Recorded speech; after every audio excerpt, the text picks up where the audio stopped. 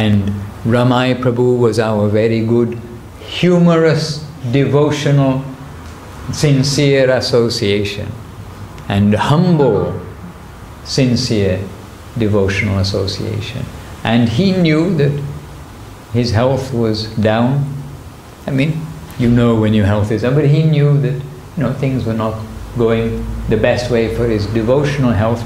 But his concern that devotees will not be put into any trouble. And when we would express anything or go out of our way to do any small thing to help him, he was always very shy to accept any type of service or to be treated any differently than anybody else. And in fact, Janardhan Maharaj was cooking for him his special dal that he needed. He had some dietary requirement, and not so many people there in the ashram, and Janardhan Maharaj himself cared for him with this dietary requirement for his breakfast and for his lunch day by day. And so we saw that personal attention from Srila Bhakti Pavan Janardhan Maharaj to Ramai Prabhu. So I know him from my association with him as a very sweet, humble, sincere, exceptional devotee. Very few devotees in the whole world can do the Archan, the worship of the deities, morning, noon and evening, changing the deities every day, like 375 days of the year. Twice a day. Changing the deities twice a day, every day of the year. I mean, for countless years, and only in the last few months really did any relief come for the second half of the day. And it takes a very exceptional person, whether Indian or Western, to do that. And you can say it takes an extremely exceptional Western person to be so fixed and firm in the savor of the deity worship. And also his deity worship was extremely heartfelt and glorious to see. And his looking after the deities and cleaning the altar and everything, it was glorious to be with him. We would be chanting the bhajans in the morning time, and he would be cleaning the altar with the curtains open. He was very much with the curtains open, the deities are there, he's doing his seva, but the Lord will see the devotees who are there. And also, while I've been there, on several occasions, then he has been leading. We ask, the devotees in the room, or lead bhajans, but also we ask him, and he is happy to lead bhajans while he's cleaning and while he's doing his service. And he knew many of the more obscure bhajans in the songbook, and the bhajans of the Kartik, during the Kartik month, there's 1 month in the year when we chant these additional bhajans. He knew them all off by heart without any reference to the book. And he had, whether it's a siddhi or not, he could remember everybody's birthday, every devotee's birthday. Any birthday, if he just heard somebody's birthday once, he would remember that birthday. And I mean, this is a secondary quality, but we are happily remembering him. And he would laugh. He was a very simple devotee, but he just laughing happily and saying, yes, I can do it. But Krishna has given me like this particular capacity to do this. So anyway, Ramai Prabhu was very down to earth, very down to earth, sincere, dedicated devotee, and his life was an open book. We were with him, 24 hours a day. We're there with him in the veranda of Srila Gurudev, Srila Gurudev's veranda, which is now Srila Bhakti Pavan Janardhan Maharaj's veranda, and we saw his sincere mood all the time. So anyway, he passed away just a few hours ago. Literally it was this afternoon at around possibly 4 o'clock our time this afternoon, so just a few hours ago. So we are very much remembering him. And Sripad Tyagi Maharaj, he knows him better than I do, because he's been with him from his early days in the temple in Sokel, and Maharaj, we can invite you to say a few words about Ramai Prabhu today. And just one thing I'd like to say, Ramai's passing away. He was a devotee. He was always in that upper thought with his view. His head was not in the gutter, his head was to Krishna. And so his passing away, of course we miss him and we're sad in that respect, but we know he's in the right direction. We know he's been being looked after, and we are looking for his gracious glance to help us. We haven't got to that door, that chapter in our life, but that chapter is coming. That door is coming. The end of this chapter of life, and then the next chapter is coming. And we definitely are looking up to, hoping for the up-to-down glance of the Vaishnavas, the Gurus, but also the Vaishnavas who have reached that door before us. So Maharaj, please, a few words about Ramai Prabhu, and any subject you like, but it just came up as we are thinking about today. About Ramai Prabhu, because no doubt maybe we heard of his sickness in the last recent times, but still we're surprised that it happened today. I mean, we thought it would be in the next few months or something like that, so it's a surprise that it came so quickly. So I feel a little sad, but at the same time to remember him and all his good qualities and his glorious life, then that makes it feel good.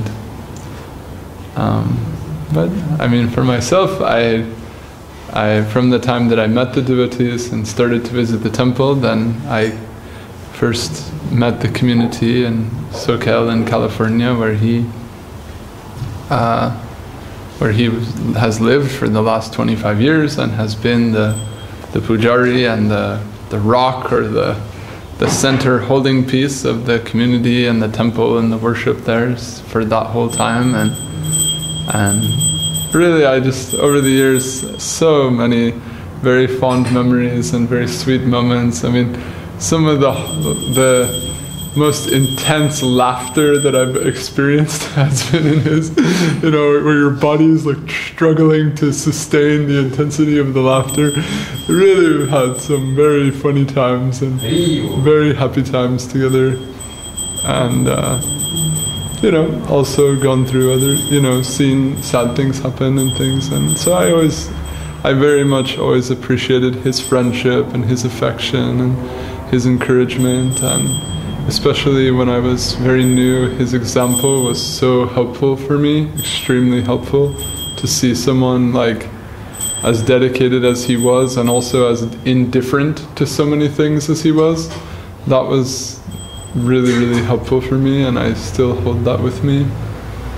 And yeah, so many things. One thing I always felt sorry about, I don't know why that comes to my mind, but one time when Gurudev was in Sokel, then he went out for an afternoon walk, and then I saw the group of devotees going. You sit in the chair. Yes. No, it's for the knees. No, like they're not doing well. I've got a few months more. If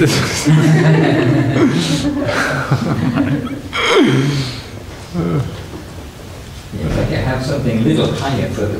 Yes, please. Maharaj, please. Okay.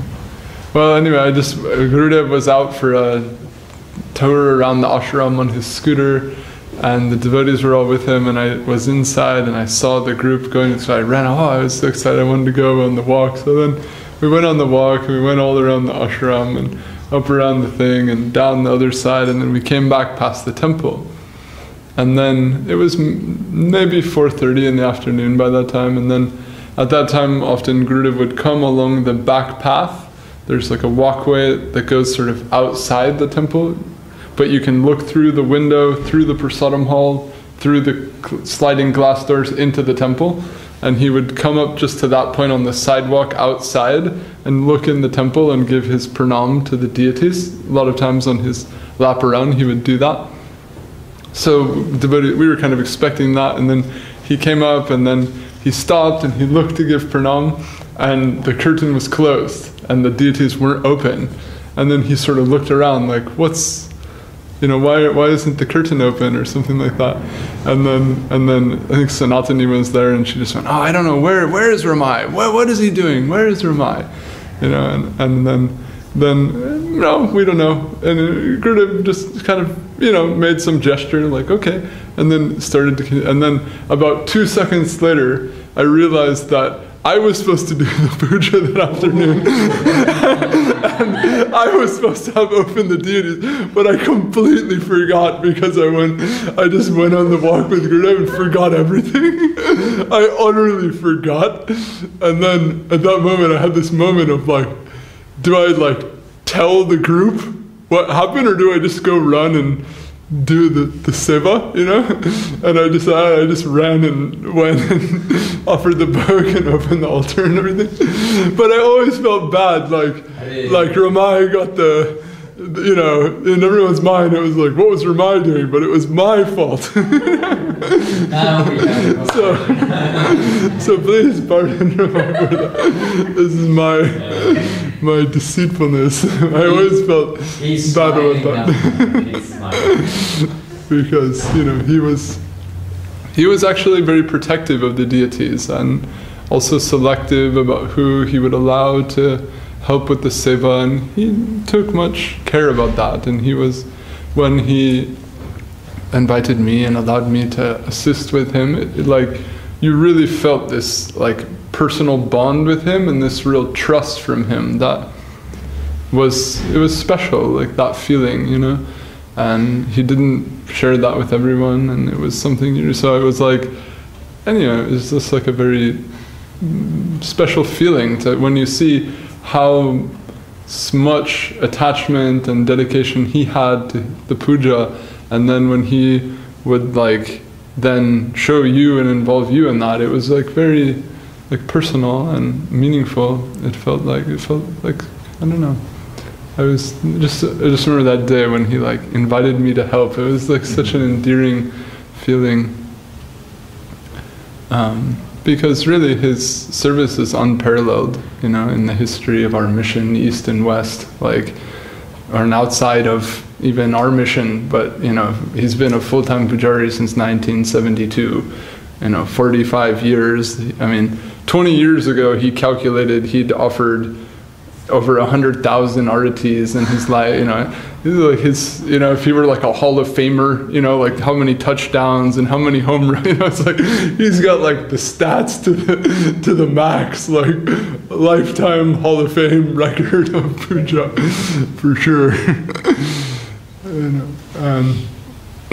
at the same time, as dedicated as he was and as serious as he was about his seva, he was always in good humor, always in good cheer, and always in a very a joyful mood, a festive type of mood, and never he was strict about certain things, and he sometimes enforced that to some extent or on those who were in the temple, but he was never condemning or rough with persons whose behavior really maybe wasn't proper or up to standard or far from inspiring or assisting to him at the level he was at.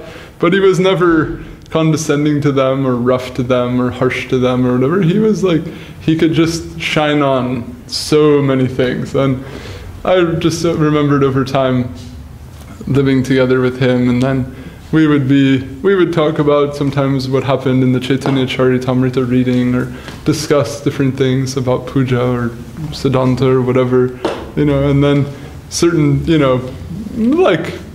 village matters would happen in the community, and those things would be discussed, and, we got to a point where we would just communicate with eye contact mostly.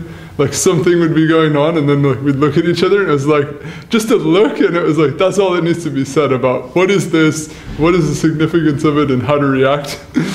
And in recent years, when I would visit, it was we would mostly communicate by eye contact, and it was I don't have so much of a such a relationship with that with so many people. There was so much shared understanding, just a look in the eye, and that was it. It was you know how I feel, I know how you feel, I know what you're doing, you know what I'm doing, it's just a very nice feeling, a very genuine friendly, positive, devotional attitude in every way. So I always cherished his association. And yeah, what else? I mean, he was very much into the deity's service, but his mood was also so much that of service to Guru and Vaishnava, you know. And you know, I remember when a few years ago when we were putting together a puja manual, then I discussed so many points with him and everything. And but he was like kind of reluctant to say many things, but the one point like he really had to say, like if there's a puja manual and what does he want to put into it, you know. And of course he's always very shy and doesn't like to assert his opinion or this or that about things, but you know, so the typical like thing of his attitude is, you know, he's been the pujari for 40-something years, you know, and if you ask him like, you know, can we talk to you about making a puja manual? No, I'm not the guy, I don't know how to do puja. Like, that's his response, and it's like, no, come on, you can share something. You know, I could, but it would probably be wrong, so better you don't ask me. And like, you really have to like milk out something from him, you know. And then I remember I was okay, well, how about particular point, you know, trying to like get him to say something, and then finally he says, you know what, here's what I can say. Is that Raghunandan Thakur, he started doing puja because his father asked him, and his father had to go, so his father said, when I'm gone, can you please look after my deity? And so he did that. So all I know is that I don't know, but Gurudev asked me to look after his deity, and so I'm trying to do that. Hey. I don't know anything but this. And it was like, that was his stance in gist. Was like, somehow or another, fit or unfit, I've been put into the service, so I'm trying to do that according to who I am. And you know, he wasn't shy about his personal quirks or his personality or trying to cut a profile of anybody who's Vedic or regulated or this or that.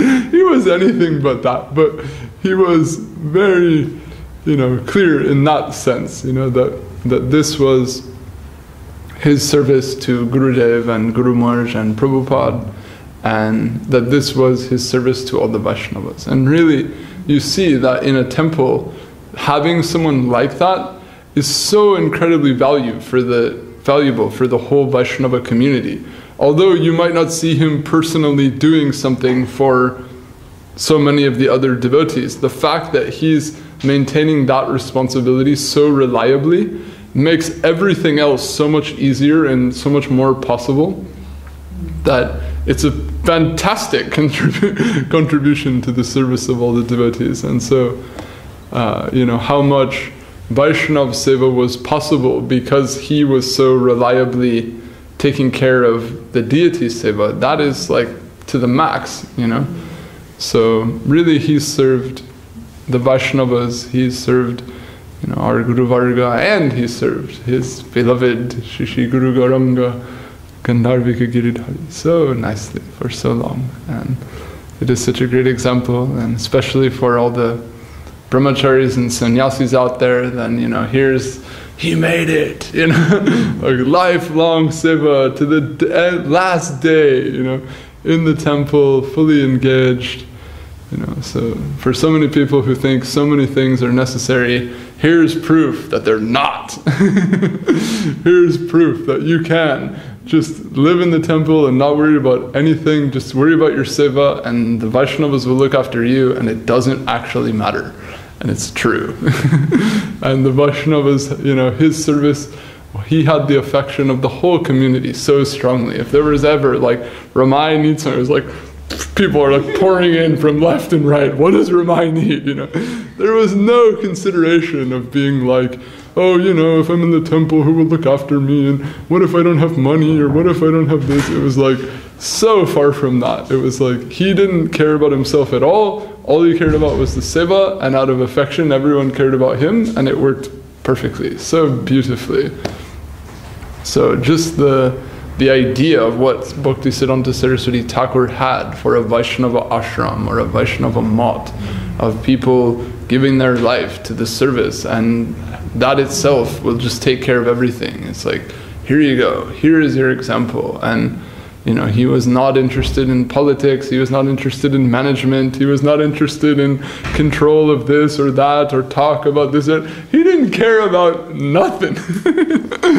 You know, and you know, to the point where he would very discreetly have quite a bit of fun and humor with so much preoccupation with so many unnecessary things. You know, very like tactfully he had his humor with that. You know, set a very beautiful example of appreciating the Vaishnavas for their service, not wasting any time on criticizing them or being concerned with their faults, but just dedicating all his time to his service and his responsibility and trying to improve in that. And one of his mantras was, "There is no excuse for me." You could hear this, you know, 20, 50 times a day. You know, when he's walking here, going there, again and again. There's no excuse for me. There's no excuse for me. Even when he's doing things just right, you look at him. Oh, it's wrong. There's no excuse for me. You know, but that really, he had that attitude that he didn't expect anything from anybody. He only was trying to do what was asked of him, and in a very humble and serious way, he was always trying to do that as best as he could. And you know, his timeliness and his you know, the schedule that he maintained is, I mean, it's not actually humanly possible. And I think his life must have been shorter than it would have been had he not maintained that schedule. I think really that somehow, I mean, I'm not a scientist or whatever, but his life definitely was shortened by the intensity of his daily schedule, and I think he definitely knew that and was perfectly fine with that. He was keen to, you know, do the puja to the standard that his heart had, which was higher than anywhere else, and you know, that put a tax on his body. That was no problem for him. He was eager for that. So really, you know, self-dissipation or self-forgetfulness. And you didn't really sleep, right? Like 3 or 4 hours every night? Yeah, he would go to bed 11, 12 and wake up 4 or 3:30. Sometimes. 1 and wake up at 4. But no. Yeah, Marj, we're just talking about Ramai. Would you like to take over, Marj? Yeah. Speak about Ramai.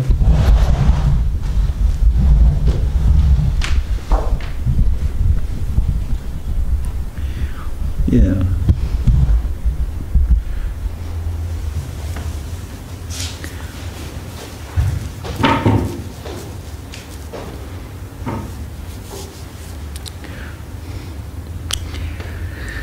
Often Ramai would be in the altar, and we'd say something. I'd say something that was, you know, like sometimes we'd speak in kind of code, like a reference to a song that described a situation, or you know, just a regular mundane song, or a remark.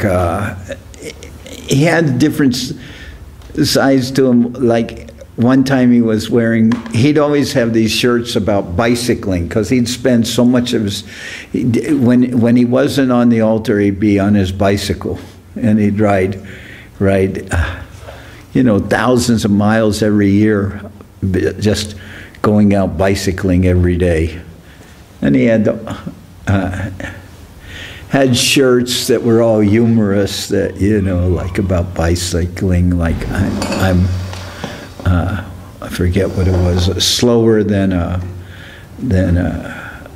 something or other going through molasses, and he'd wear all these unusual shirts. But he had different sides to him, like in the sense that one time he had a shirt that was a Goofy shirt, and it, you know, the character Goofy, and somebody bought it for him, and it said genius by birth, grouchy by choice. He wore that. So, sometimes he could be very grouchy when you'd talk to him. You know, he'd get very grouchy, and you'd say, you know, like you'd say to him, you know, like, you know, like the crown fell, and he'd go, "Yeah, I know," and he'd be grouchy or something like that. But he lived up there with me the last 8-9 months. I don't know what it is. And all his time, you could say something to him, and he'd be on the altar, and then he'd just start laughing very hard, right? While he's on the altar, he'd be laughing. He'd hear some remark, and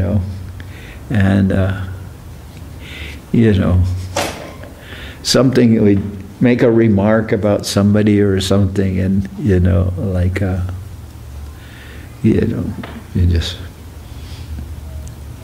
I'd say something like everybody's, just different remarks, and I'd just say everyone's cooing in the sack or something like that when the devotees weren't showing up. Say, oh, the devotees, they're all cooing in the sack, and Mongalaki when they're not there. Yeah, and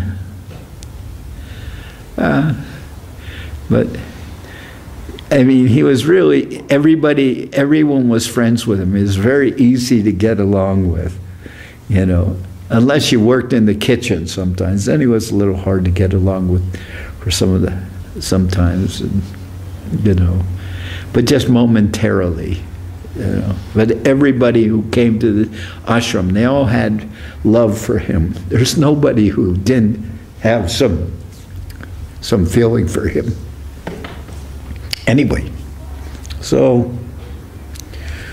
and I remember Govindamar's remark, because Govindamar was there, and Ramai would do arti, and Govindamar said, "We have never seen this kind of puja before." He says, "He has to be in Raga Marg." Because Ramai would be offering something, and he'd offer something, and then he'd twirl around, and he'd dance back, and he'd do all these strange moves while he was worshiping, and he'd take that handkerchief and he'd throw it in the air, and they'd go like that. He'd do it like it was like a seal catching or something, He'd do all this strange movements, and then and then he'd twirl around, and he had his own way of doing puja. But Govindamar one time said, he said, even if Krishna came down off the altar and told Ramai to do something, he wouldn't listen. Because he had his own way of doing everything, So, and he had his own values. I mean, he's from Indiana. Indiana is like the middle of the Midwest, and he had his own kind of Indiana values. His father was a Detroit Tiger fan, and he'd always wear, when he'd go out bicycling, he'd often wear he'd wear a bicycle helmet, but he'd always wear a Detroit Tiger baseball hat under the helmet. And his eyes were very sensitive to light, especially like fluorescent bulbs would give him headaches, really bother him.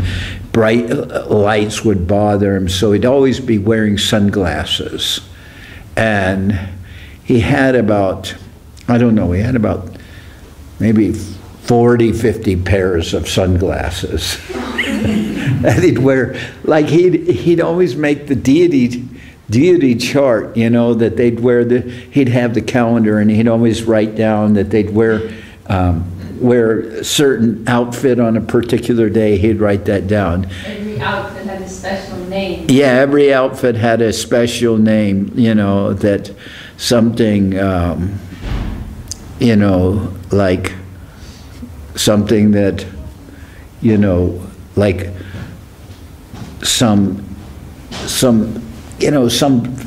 just some obscure reference that was his own, like. Yeah, he would make them from Chaitanya Charitamrita verses or something. The outfit, or the features of the outfit, and sloka. And he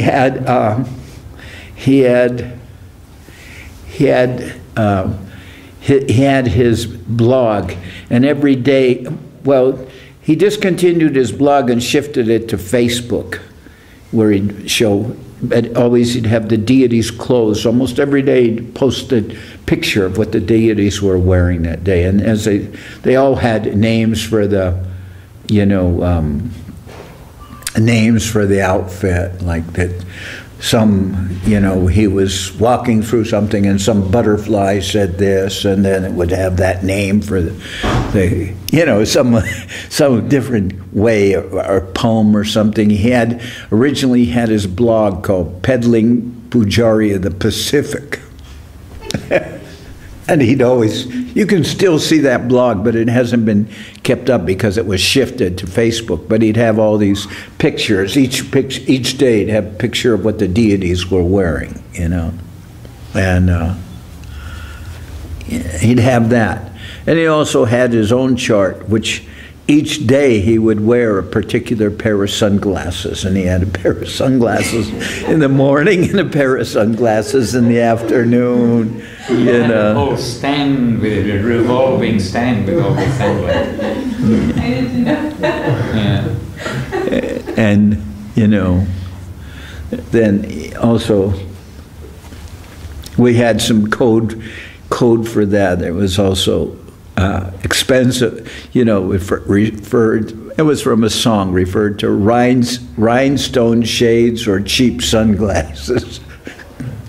But he always had Oakley sunglasses anyway. He always had these different pairs of sunglasses. Because as soon as you turned on the light, it would bother him. And so in the morning after Mangalarti, we had these white Christmas bulbs around the temple, and we wouldn't turn on the lights because the lights would bother him. If somebody turned on the lights, then he would have to wear sunglasses. But without the lights, you know, that he'd have just these, we had around the temple, just on the inside of the temple, along the, right around here where it would be, these lights would be off, and if after Mangalarti, for Tulsi Parikrama, they'd just be the little white Christmas lights around the temple, and that wouldn't bother him, so he didn't have to wear sunglasses for that. But if you turned on the overhead lights, that would bother, and he'd put on the sunglasses. So, you know, he's just very unusual person. In all the years he was there, he never went home. You know, just think a few times he went back home to, you know, when his mother passed away or something happened, but otherwise, and his mother called, and she was very unusual also. She called, and she'd asked to speak to Ramai. And when, you know, when I'd say, who is this? And, you know, she wouldn't tell me her name. She'd say, this is Looney Junie. That's what she would tell me. That is Looney Junie, you know.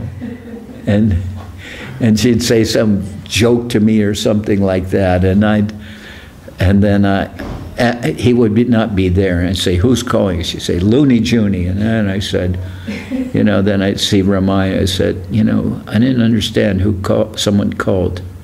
And she said it was Looney Junie. And he says, oh, that's my mother.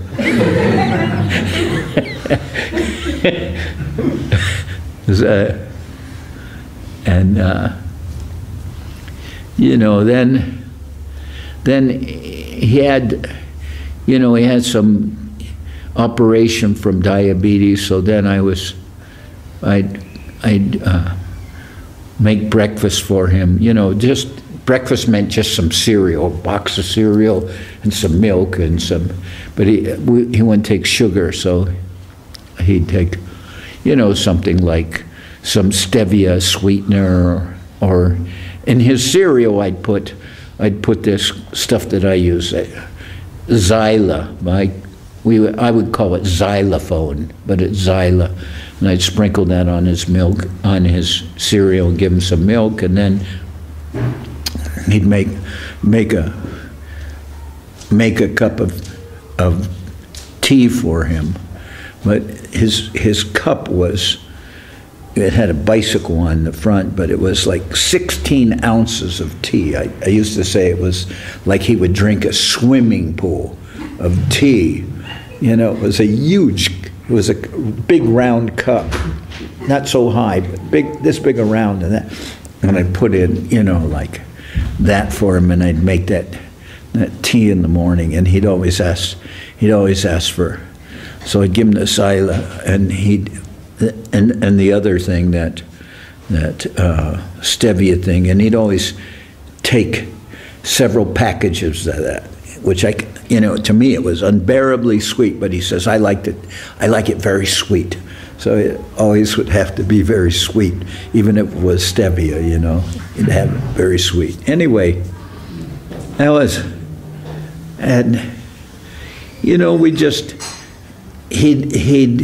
then Hridaya Govinda came from Salt Lake City, so before his schedule was unbearable, but then after he had this operation he lost some toes, and then we had to then got Hridaya Govinda to come. And Hridaya Govinda's main condition for coming was that his dog could live there. So he came with his dog, and you know, and his dog would live in the Brahmachari ashram, which was okay with us. And then he took over the service of the deities from what was it? Everything from 4 o'clock on, he'd take it. So then Ramai could start going to sleep early. Early meant 10 o'clock, 10:30, and he'd get up at 4. So that was, and then he'd sleep something in the afternoon before. He'd sleep in the afternoon, then go out riding on his bike.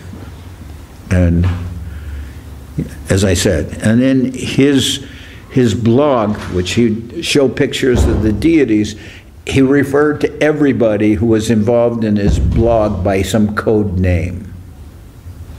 Like, you know, like one devotee whose middle name was like, you know, he had referred to one devotee as Bhakti Blade, because that devotee was named after Ashram Marsh, and he that devotee had in his middle name, had my name and Ashram Maharaj's name, but it was Blade. So then on Ramai's blog it was Bhakti Blade, and then there was somebody who would be Mahamuni. That would not be their name, and everybody had a everybody had a different name on his blog, you know, and you know, but it was just a simple thing. Have to go pick up Mahamuni's mail, and he'd write that on his blog, because he was bicycling over there. And then, you know, so all the devotees had code names on Ramai's blog. It was very unusual. And he'd often write, he'd show the deities' clothes, and then he'd write sometimes he'd write a poem. He had poems about the clothes, or clothes about how the deities looked that day. He was very, you know, he was very, very attached to that service of dressing the deities and then writing poetry about their clothes and all that. What's this? This is one. Oh, this is one of his poems. Gandharvika's effulgence sparkles from her exquisite beauty. Her sweet luster has its own name, Madhurya Duty. Today, as it's seen, the Gora Bhakta Vrinda pray, this darshan stay in their hearts, and Gurudev, being compassionate, will bring Seva's secrets to impart, like the diamond sequin shapes on Mahaprabhu's vest. They'll store them in their treasure chest. Lakshmi Priya, networked rose, Surya Pushpa, and Gerberas, Russian style, giving each and every face an ear-to-ear smile. The Chinese silk of red with embroidered flowers brings spirits to the top of the highest hill. Throwing off anartas along the way cannot but be the touch that kills. That's about, it's a description of one of the outfits, and then you'd see the outfit and then the poem underneath. He'd often write poems about the different, you know, some of them are very funny too, like that, you know, the outfit, and then he'd be something talking, and then he'd see a butterfly would fly or something, and then would talk to him and tell him something about the deity's clothes. And, you know, it's just Ramai's madness sometimes, just his own humor. Just some of the things were just funny, his own humor. He'd write something, you know. But he was very attached to that service of doing the deities. And so before we opened the temple there in Santa Cruz, we all stayed at Sri Shrava's house. Ramai was there, and I was there. And then Govinda Maharaj knew that we wanted to start the temple, and he was waiting, and he just was waiting for Yudamanyu Seva Vikram to come back to say he would come from Thailand back, and then Govinda Maharaj would, you know, then everything was in place, and then we start the temple. But, you know, we started the temple on December 7th, the resurgence of the San Jose temple, December 7th, 1991. So that was Pearl Harbor Day when we started the temple, you know, so, you know, there was with Ramai, there was always some kind of, you know, some humor was going on. And it was really easy to get him laugh. He could be in the kitchen, he could be in the altar, and you'd say something to him. Even when he's behind the curtain, you could say something to him, and he just had this really loud laughter. You know, he'd just start laughing very loudly, or you could say something in the class or something, you know, that struck him as funny. He would laugh even while he's doing the puja. That is a very unusual person, like that. Very simple, super simple, you know, not complicated at all, you know. He was never really concerned about anything. He wasn't concerned about money. He wasn't concerned about anything, and his only expense was something with his bike if he needed to get it fixed or something. And somebody would always pay for that.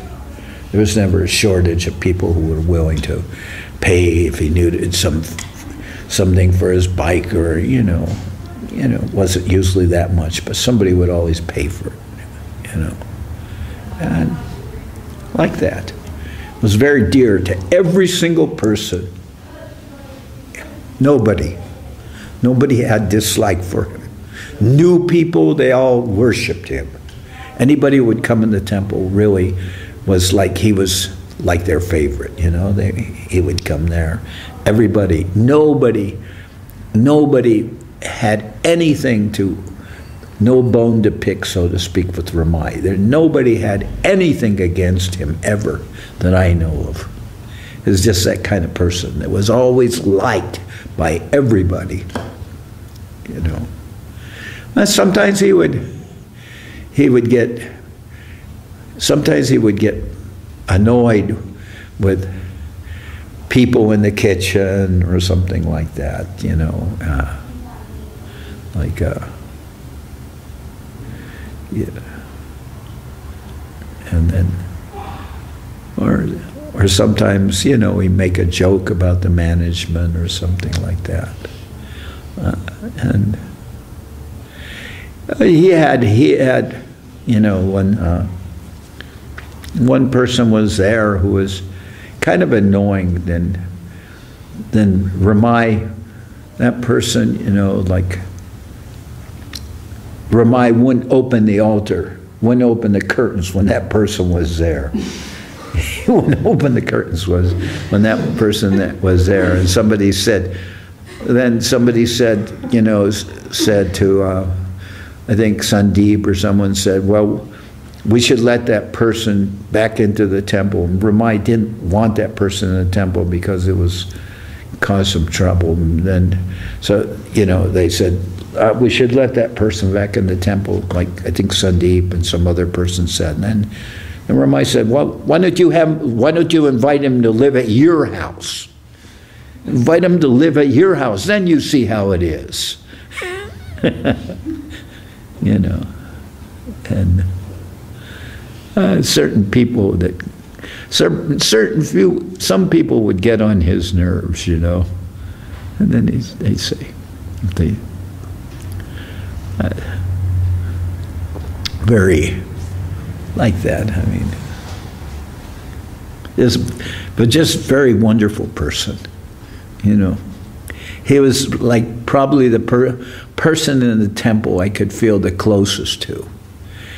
And you know, because he had a very good sense of humor, and sometimes, you know, sometimes his humor was, you know, very kind of sarcastic, you know, not sarcastic. He didn't have anything against anybody, but we'd just joke back and forth. We made some kind of, you know, we'd make some kind of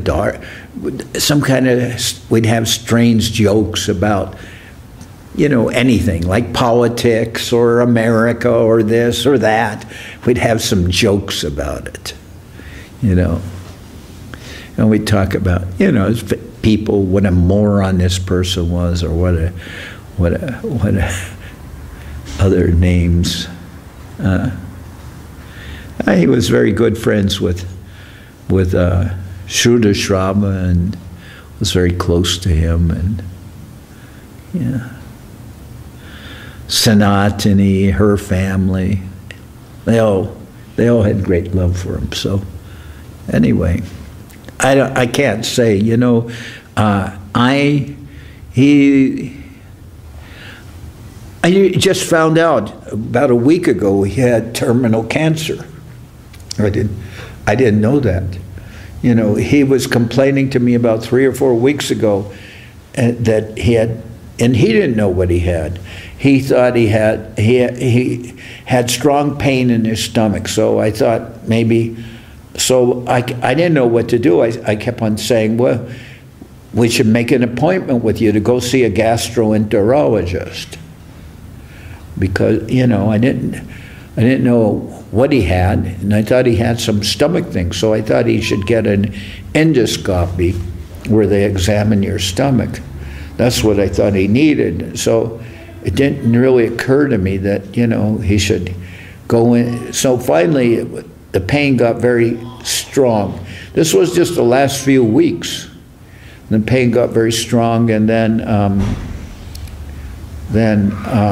they took him to the emergency room, and then the emergency room did a CAT scan, an EKG, and a CAT scan, and EKG, and a sonogram. And I think in the sonogram they noticed that there were some irregularities.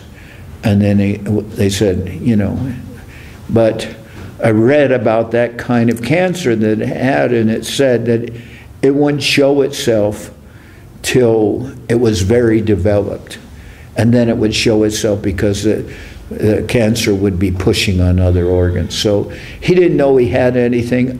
We didn't know he had anything until he was, Pushta Krishna came. Pushta Krishna is very good at knowing what to do, because he was a surgeon. And he took him down to the emergency, what is it, they call it what's it, emergency, what's it called? Emergency room? Emergency room, and then Pushta Krishna said this and that, and then, so then, you know, then they would make some Pushya Krishna said something like, he just said something general like, he has diabetes and he's feeling some pains in his legs or something. But that was enough to make them want to understand that they should examine him. Then they gave EKG and then CAT scan, and then sonogram. And then they discovered that what they said looked like cancer. And I was like shocked. I was thinking, how can this be, Then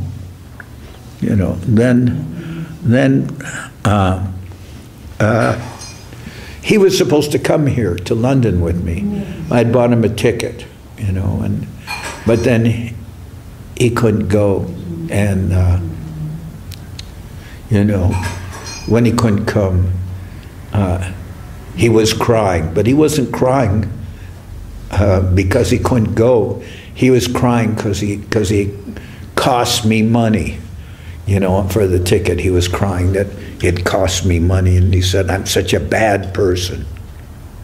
I told him, we cancel tickets all the time. This is chump change, Told him, forget about it.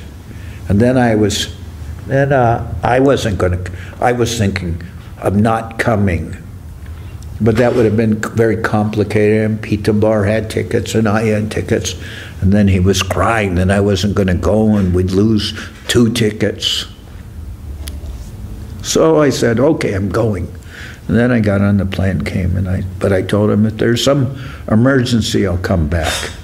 But I didn't think this kind of emergency. I just thought maybe his condition would become worse, and I said it more for him, if there's some kind of emergency, you call me and I'll come back on the next flight when you call me. But he would never call me, but I said that anyway, Then I got on the plane. But then I was reading about his condition, and then Sanat, and he called me and told me the results of the biopsy, and his condition was bad and all that. But I thought he had, 2 to 6 months left to live.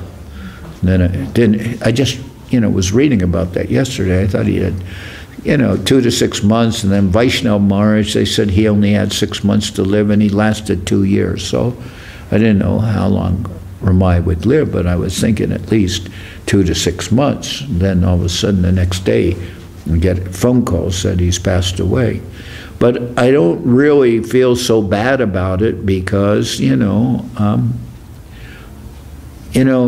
he towards the last week he had to take heavy painkiller pills and some other shots just to control the pain. So I was thinking, But the last time I saw him, he was taking the painkillers pills, and it seemed like he was his normal self. He was joking with me and talking and stuff, but because the painkillers were working and they were killing his pain. But now that I look back upon it, I don't know. I just felt in some sense that this is just divine will, because I saw other individuals that they had cancer and how much they really suffered through prolonged suffering for years in some cases. Vaishnav Maharaj, Siddhanti Maharaj, and it was like, that was horrible. I would, if I had that kind of disease, I'd rather be dead than go through that kind of thing. But that's not something you can control. It's just the divine will, what will happen. But the fact that he passed away very quickly, I thought that was good, because he didn't even know he had cancer until a week ago. Till a week ago. 1 week ago, he found out he had cancer. Now he passed away. So I don't think that's a bad thing, Like if you have terminal cancer and you go like that, okay, nice. If it was myself, I'd say, somebody says you have terminal cancer and the next day I'm just gone, great. Perfect, That's what I would want. I wouldn't want to stick around, going through all these things. No, we don't believe in suicide or anything like that, but if it's the divine will that you just pass away quickly, who's going to complain about that? Remember, so I feel that it's just the working of the Divine Lord, you know, that by Gurudev's mercy. And, you know, when Siddhanta Maharaj was suffering, then Gurudev said to Siddhanta Maharaj, he said, Maharaj, we are all, and Gurudev was suffering at the time too. And Gurudev told, and Siddhanta Maharaj, he was at the point after 2 years, his condition was he was going to go any moment. So he literally called Gurudev to take permission from him to die. That's why Siddhanta Maharaj knew he was going to die, so he took permission he called Gurudev for permission to die. And Gurudev just told him, Maharaj, we are all suffering from our own, we're all suffering he didn't say suffering, he said, Maharaj, we are all getting our karma full. The results of our karma. Gurudev said, Maharaj, we are all getting our karma full. And from the conversation, you know, it was obvious that Gurudev was talking about Siddhanta Maharaj's karma full, and he was, well, no, we don't believe Gurudev suffered karma full, but he was talking about himself. Gurudev talking about himself. He said, Maharaj, we are all getting our karma full. So, you know, that what has happened, then I'll take karma full to mean the divine will of the Lord. You know. It's not really karma, but, you know, it's not really karma, it's the divine will of the Lord, but that was the way Gurudev phrased it. So, you know, we're not thinking the spiritual master or the Vaishnavas are suffering from karma. But he phrased it that way. So I'll just take it as the sweet will of the Lord. And then it happens like this. Somebody suffers for some time, and maybe Gurudev meant by that suffering, whatever residual karma they had left was being burnt off, or somebody just passes away quickly. But, you know, either way, I don't know, maybe it's not comparable, but, you know, I'm very finicky about eating, and I don't like, when they serve me things, I don't like them touching each other. I don't like things to mix. And my mother used to say, she used to tell me, it's all going in the same stomach, she'd tell me. So it's kind of like that, you know. One person passes away this way and somebody passes away that way. But it's all going to the same place, you know. You know, and you could say, what's that place? Well, divine will of the Lord, it works that way, you know. And who was it? You know, Govinda Maharaj used to always quote that verse that Guru Maharaj quoted, what is it, an elegy in a graveyard or something? He would quote, you know that. The boast of heraldry, the pomp of power. But Gurudev used to go say it like, the boast of heraldry, the pomp of power. He'd go pump, like pump. He'd make the pump, like sound, pomp of power. The boast of heraldry, the pomp of power, and all that beauty and all that. What is it? Well, air gave, the path leads but to the inevitable hour. The path of glory but leads to the grave. And that, Gurudev would quote that, you know. I think Guru Maharaj quoted in one of his, you know, Thomas Gray's elegy on, what do you know, the elegy on... elegy in a church graveyard, isn't it? Church graveyard. So. That's the title. But it wasn't talking about devotees. It was just talking about, you know, what is there in this world? The fame and fortune and beauty and everything. That's where it all winds up. So why should, you know, why should the idea is, why should devotees be interested in fame or glory or beauty or wealth or anything in this world?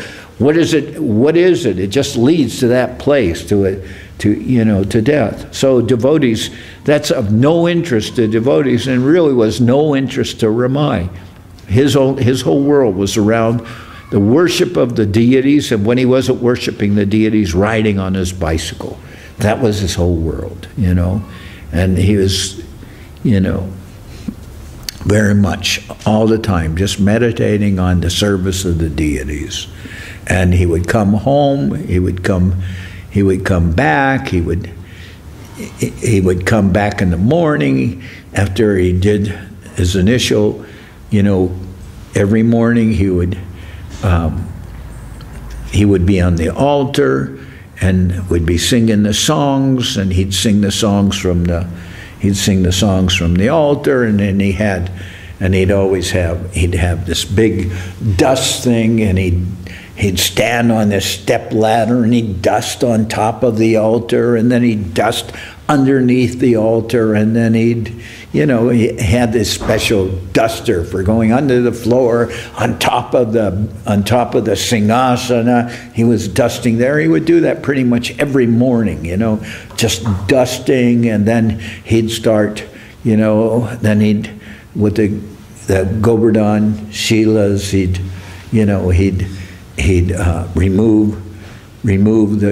move the thrones, and then he'd, you know, change the cloth underneath them while we're singing the songs and everything. Then after he did all that initial thing, then when it was, you know, we'd finish with the songs, and he'd finish with all the stuff he was doing in the altar, and then he'd come back at 8 o'clock, and then we'd take breakfast upstairs. But before he'd take breakfast, he'd change all his clothes he'd usually change from his dhoti and kurta and everything for an altar. He'd change into some kind of, like, his biking clothes, and then he'd eat prasadam in his biking clothes, and then after prasadam, we'd sit around and talk for 15-20 minutes or a half hour. Then he'd get back into his devotional clothes, and then he'd go back to the morning bathing, and then he'd do the bathing of the deities, and that would last till till the offering and everything at 11 o'clock, and then, you know, then he'd go, and then he'd put the deities, after he put the deities to rest, then he'd come back, and then pretty much when Hridaya Govinda was there, then Ramai's service would be over after putting the deities to rest, after the noon arti and everything like that. So, but that was his life, just he was on and off the altar all day long. His time for doing what he wanted would be in between his service on the altar, you know.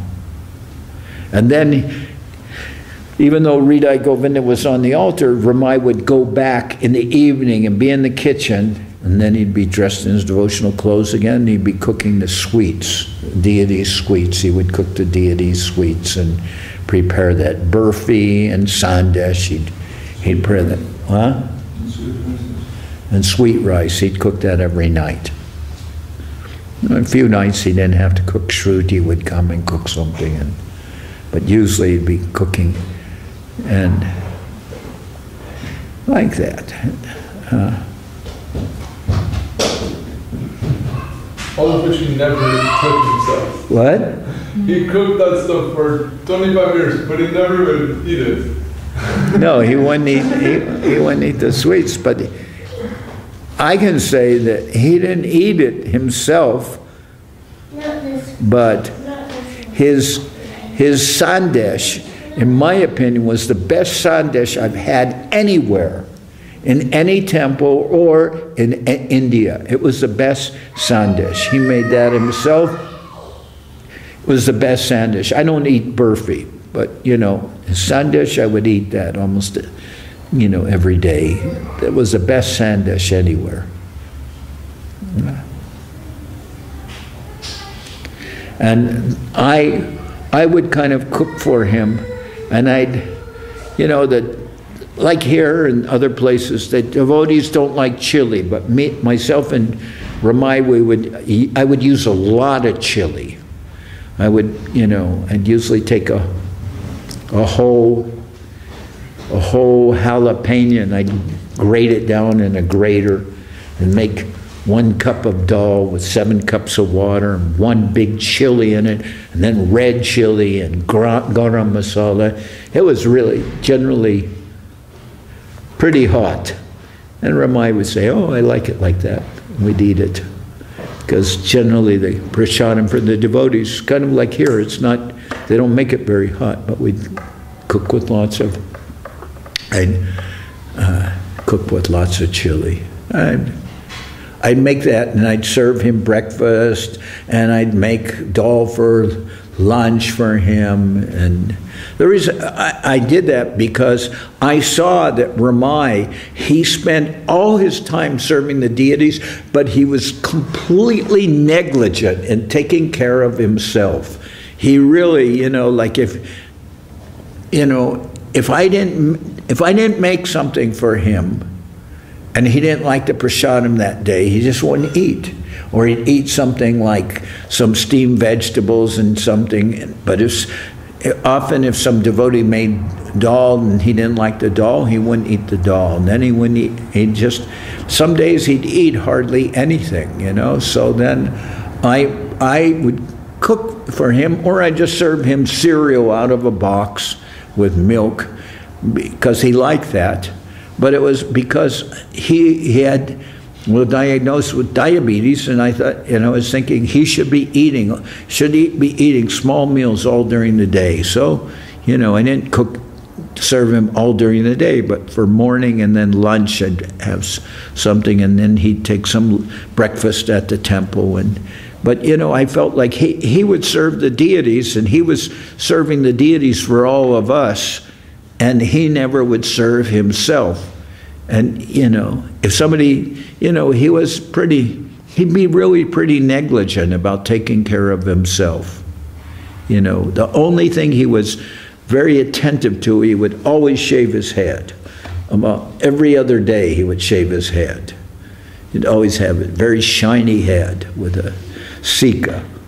You know, he'd always be super cut, you know, he'd always be he'd always shave his head. He didn't use a straight razor, he used an electric razor, but he'd always keep his head very shiny, you know. And that was all. That, and, you know, keeping his clothes clean. But he was really negligent about, you know, what he ate or his room or anything, you know.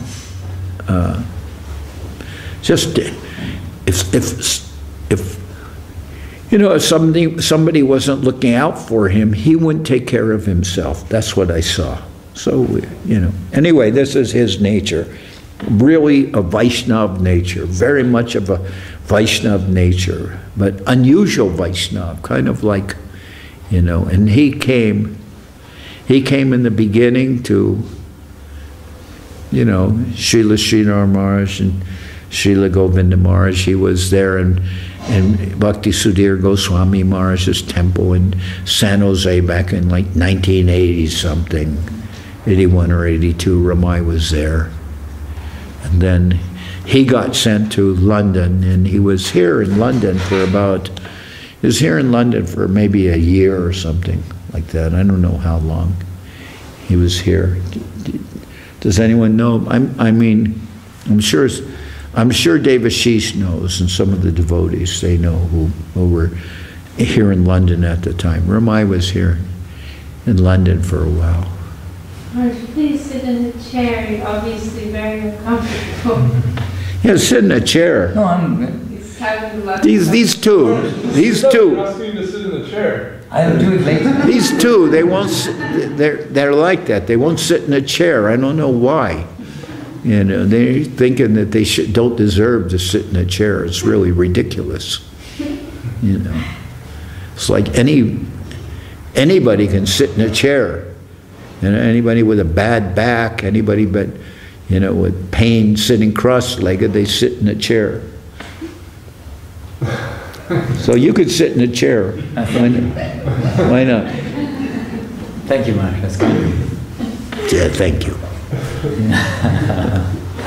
You want to say anything about Ramai? Maharaj, I started at the beginning, but one thing we didn't mention was, and maybe somebody knows better than myself about Srila Gurudev giving him the title Archan Niketan. That title was given by Goswami Maharaj.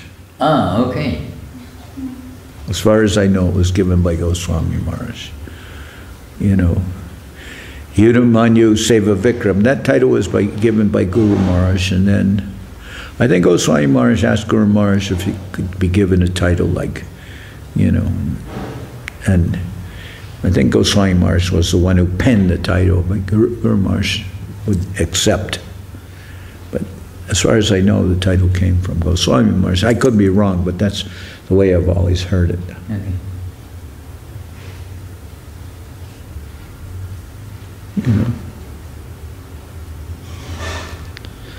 You know, anything could make Ramai laugh. His Archan Niketan, if I just, you know, because what do I know about Sanskrit and Bengali? If I just joked with him and I said Archie Niketan instead of Archan Niketan, I'd say Archie, like the name Archie. I'd say Archie Niketan, he'd just start laughing. Mm-hmm. You know, any kind of, just even some kind of, you know, ridiculous pun or something like that. Ramai would start laughing. And he would laugh at whatever he thought was funny, without explaining why at any time. Yeah. He was just happy to have him around.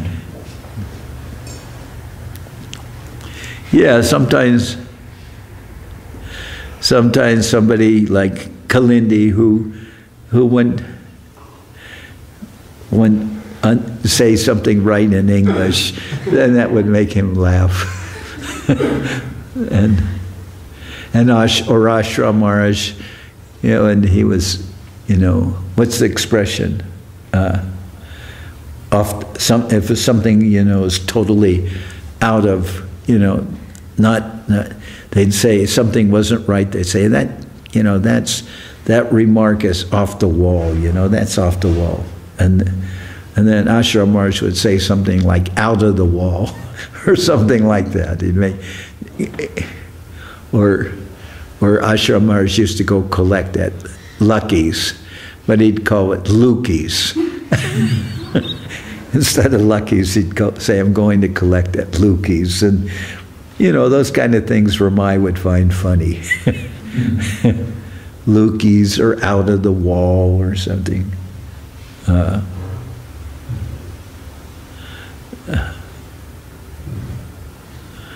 You know, or some...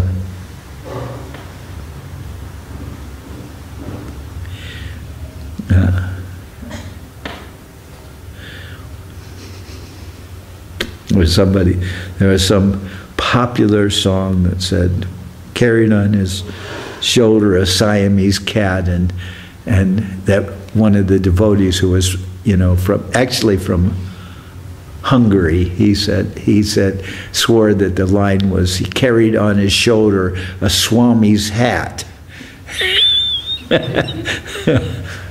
So Ramai, sometimes he'd make a remark about, a joke about carrying on his shoulder a Swami's hat or something.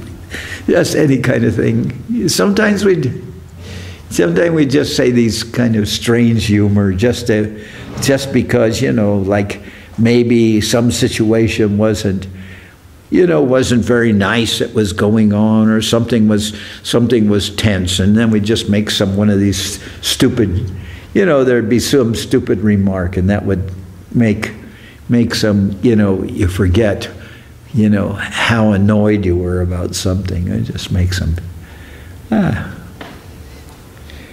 just you know, this is one of the most wonderful people I've ever met, and very, very dedicated to his service, you know, every single day without fail. It didn't matter if he was ill or not. You know, even sometimes he was ill. He fell once on the altar, and more than once. Huh? More than once. Yeah, he'd fall and you know, hurt himself falling against the marble on the altar. that he was ill, but, nothing, just fever or something like that. There was nobody else really to go on the altar. So even if he was fever or without sleep, he'd still go on the altar. So that was his most important. To him, the service on the altar was everything. And then, I don't know, in 20s, how long we were there, from 19, even before, from 1991 to the present. There was no vacation, there was no time off, there was nothing. Always on the altar, and always dependable on his service. And even whether he's well or not, always on the altar. And Mangalati, they have the clock in the Natma in the temple room, and it goes dong at 6:30, and exactly at the dong, the curtain opens. No, 5:30. Oh yeah, okay. 5:30. And the gong, he always pulled the curtains on it. He was ceremonious with the curtains. He would open them and close them at the time or at the right moment in the lecture. He would wait and time it with the... And he was left-handed, so he had a clock in the kitchen where it ran, it was a left-handed clock. So the 1 would be where 11 is. And, the 12 would be where the 12 is, and the 1 would be on the left-hand side of the clock, and the 2 would be where the 10 is, and 3 would be where the 9 is, and the clock hands ran backwards. It was a special left-handed clock. It kept the right time, but you had to be able to read it like as a left-handed clock, and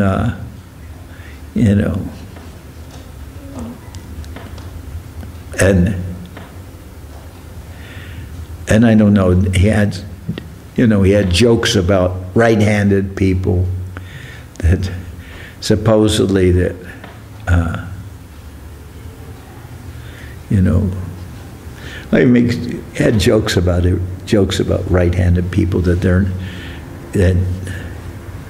I don't know, and he knew everybody who was left-handed, and he had a calendar.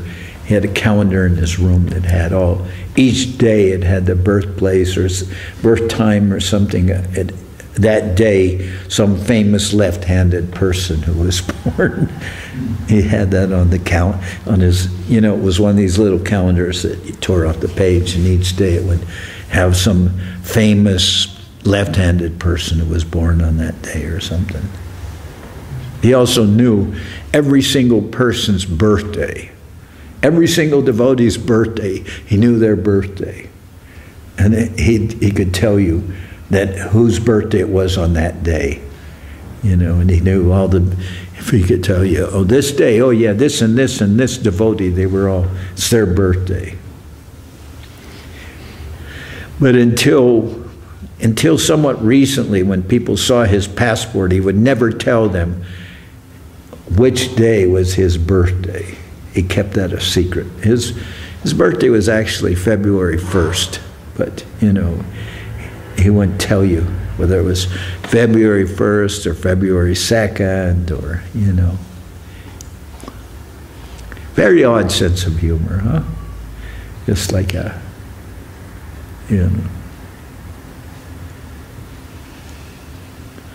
kind of like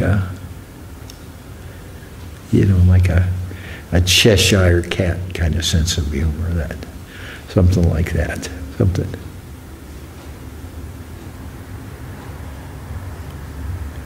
Yeah. So, anyway, nothing. I'm trying to decide what I should do. Well, how about a kirtan? Yeah, have a kirtan. And then maybe take some prasadam. Jai Ramai Prabhu, Archan, Niketan, Bhakti, Jai.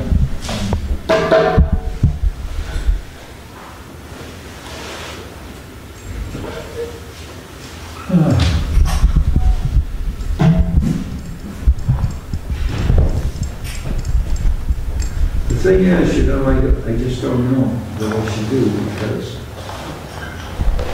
you know, in one sense I should be back to deal, you know, for the devotees and everything. I guess that's my duty. On the other hand, I just don't like to deal with a lot of sadness. So I don't know. Hare Raya Nama Krishna Dhamma Hare